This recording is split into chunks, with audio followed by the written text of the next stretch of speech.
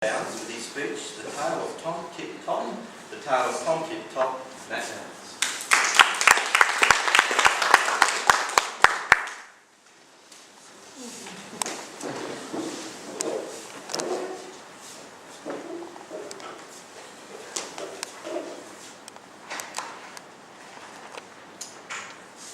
There once were a woman, and she baked 5 pies. But when they come out of the oven, see, it was that hard. The crusts, they were overcooked and too hard to eat. So she said to her daughter, "Daughter, take you these 5 pies and put them on a shelf and they'll come again."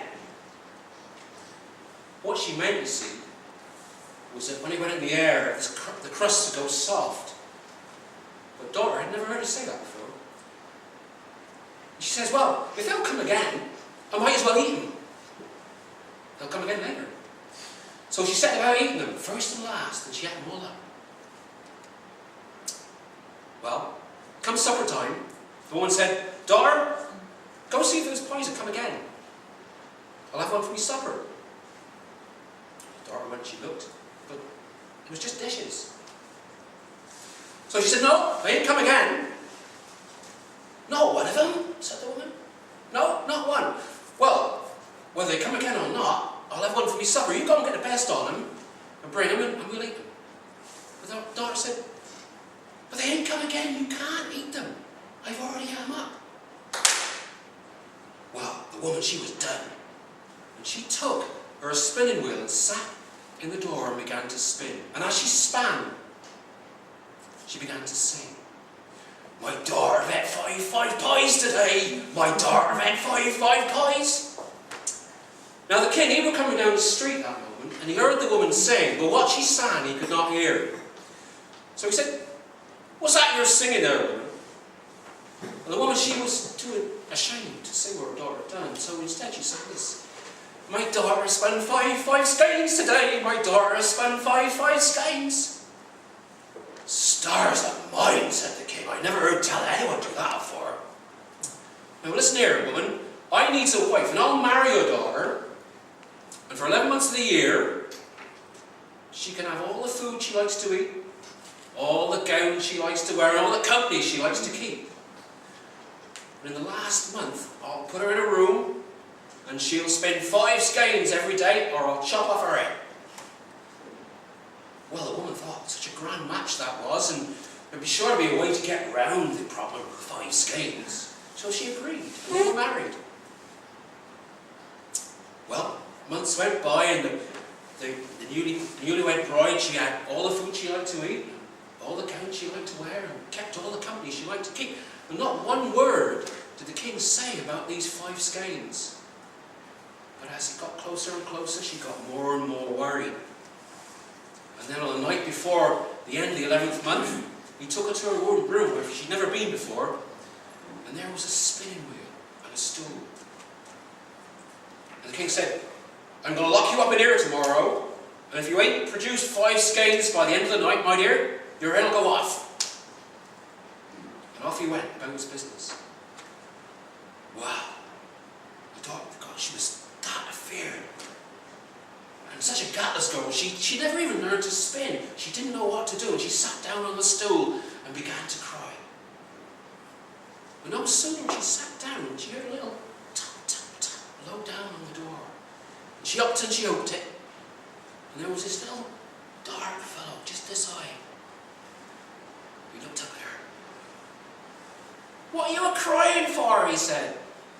"Never you mind," said she. "What are you a-crying for?" "What's it to you?" said she. "Never mind that," said the little thing. "What are you a-crying for?" And the girl told him the story about the 5 skeins and the pies and all. "Here's what I'll do," he said. "I'll spin the 5 skeins every day. I'll bring them back at night, and you can have your way." "What's your pay?" said she. "I'll give you 3 guesses as to my name. And if you can't guess my name before the month is up, you're mine." Well, she agreed. She had nothing else to do. And sure enough, the next day, the king, he took her to the room, and he gave her some flax, and set her on a stool, and brought some victuals and said, "There you go, my dear, spin away, and if you haven't spun them by the end of the night, your head will go off." And he locked the door and away he went. Just then there was a tap, tap, tap at the window, and there was this little black imp at the window. Where's the flax?" said he. And she gave him the flax, and away he went. That night, just before supper, he came back with 5 spun skeins of flax on his arm. "What's my name?" said he. "Well, is that Mark?" "No, tain't that," said that twirl, "that's tail." "Is that Ned?" said she. "No, tain't that," said that twirl, "that's tail." "Is that David?" said she. "No, tain't that," said that twirl, "that's tail," faster and faster, and away he flew. Well, the king, he came in, and he saw the skeins, and he said, "Well, my darling love, I see I shan't have to kill you tonight." He took the skeins, locked her up, and the next day he brought more. And so it went on. Every day, more flax was brought. The little impet, he took it away, he spun it, brought it back at night, and all day long she sat and she tried to guess his name. But as the days went by, she couldn't guess. On the last day but one, he came again, and he looked at her, and he was starting to look at her so masterful, his eyes were bright as burning coal. He asked her again, What's my name?" "Was that Zebedee?" said she. "No, tain't that," said, and that twirl, "that's tail." "Is that Methuselah?" said she. "No, tain't that," said, and that twirl, "that's tail." And by this time he was looking mad, nastier and nastier, long fingers like lizards' tails, long and slimy they were.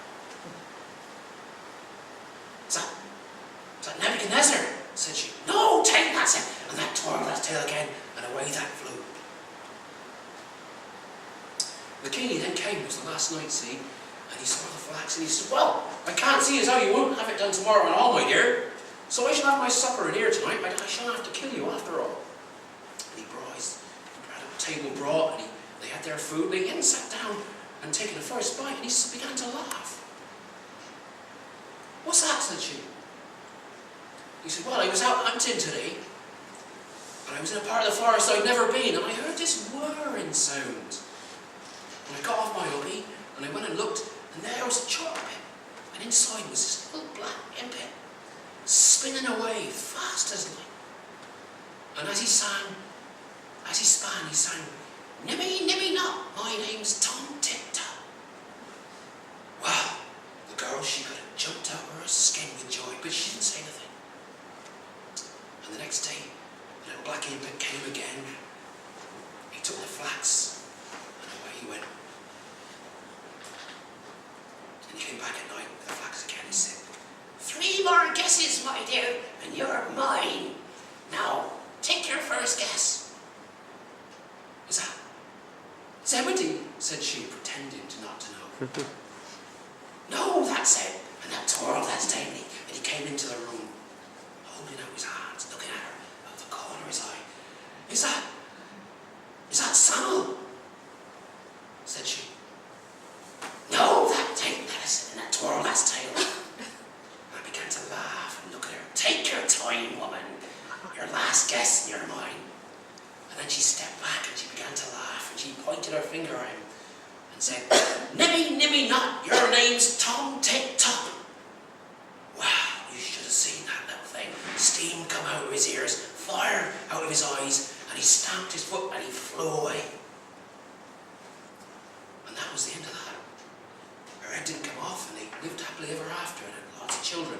And she got fat eating all the food she liked to eat. I dare say that flax came in useful, don't you, for making all the dresses. That's the end of the story.